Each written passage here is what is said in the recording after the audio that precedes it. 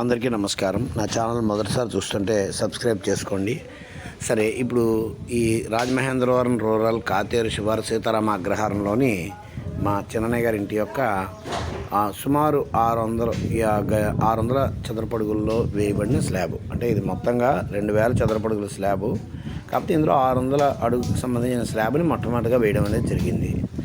అయితే దీనికి అయిన ఖర్చు సుమారు 1,60,000.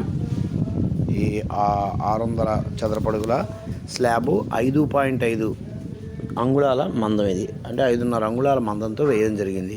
ఎందుకంటే దీంట్లో 16 mm బార్స్ అవి వాడబడ్డాయి. అలాగే 5 floors above, more than 5 floors కాయడానికి వీలుగా దీన్ని కట్టడం జరిగింది. అందువలన కింద నుంచి ఫౌండేషన్ కానీ 16 mm బార్స్, 12 mm బార్స్ వీటితో చేసిన బీమ్లు అవి కాబట్టి మనం 5.5 అంగుళాల మందం మీద వేయడం జరిగింది. సాధారణంగా ఏదైనా స్లాబ్ 4 అంగుళాల మందం మాత్రమే వేస్తారు. ఇదిగో స్లాబ్కి సంబంధించిన బీమ్లు ఇవి, ఇదిగో పిల్లర్స్ ఇవి. ఇది ఊచకట్టుబడి చేసిన తర్వాత ఈ ఎలక్ట్రిక్ పైప్స్ పెట్టిన తర్వాత పరిస్థితి. ఎలక్ట్రిక్ పైప్స్ ఈ విధంగా పెట్టబడ్డాయి. అలాగే రింగులు కూడా పెట్టబడ్డాయి. అవన్నీ పెట్టిన తర్వాత దీని యొక్క నిర్మాణం ఎలా ఉంది. ఇది నిర్మాణం. ఈరోజు 6/8/2025 ఈ ప్రోగ్రాం మొదలుపెట్టింది. సుమారు 7:30కు 12 గంటలకు పూర్తయింది.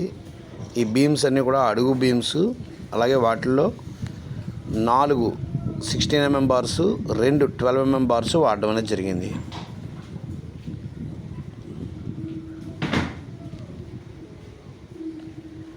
మళ్ళీ చెప్తున్నాను, ఈ స్లాబ్ 5.5 అంగుళాల మందంతో వేయబడింది. మామూలుగా స్లాబ్ ఏదైనా 4 అంగుళాల మందంతో వేస్తారు. 3 floor 4 floorలు ఉండేది. ఇది మోర్ దాన్ 5 floors సరిపోయే ఫౌండేషన్కి సంబంధించిన స్లాబ్ కాబట్టి దీనికి 5 అంగుళాలు వేయాలని ఇంజనీర్లు సూచించడం జరిగింది. అయితే సెక్యూరిటీ ఉంటుందనే ఉద్దేశంతో నైరుతి భాగం అవడంతో ఇంకో అరంగుళం పెంచి 5.5 అంగుళాల మీద ఈ స్లాబ్ వేయడం అనేది జరిగింది. ఇది ఆ ఇంటికి వెళ్ళే దారి.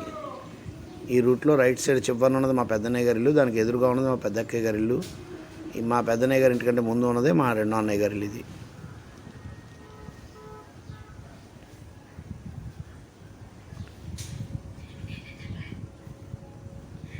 ఇది మా మూడో అన్నయ్య గారి ఇల్లు, ఎడం వైపు ఉన్నది. ఈ రోడ్డు నుంచి ఎలా వస్తే ఇది కళ్యాణమండపం, గాయత్రి పురోహిత సంఘం వారి కళ్యాణమండపం. ఇగో ఈ స్ట్రైట్ రైట్ సైడ్ కనిపిస్తున్న రోడ్డు అభీష్ట గణపతి దేవాలయానికి వెళ్తుంది.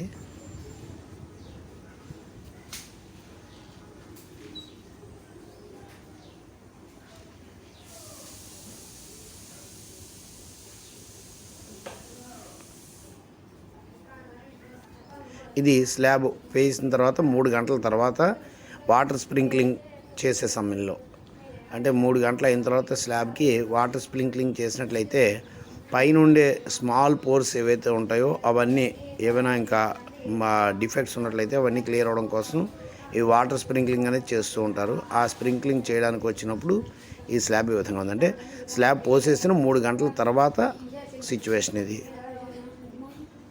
ఈ తర్వాత వాటర్ స్ప్రింక్లింగ్ చేయడం అనేది జరిగింది.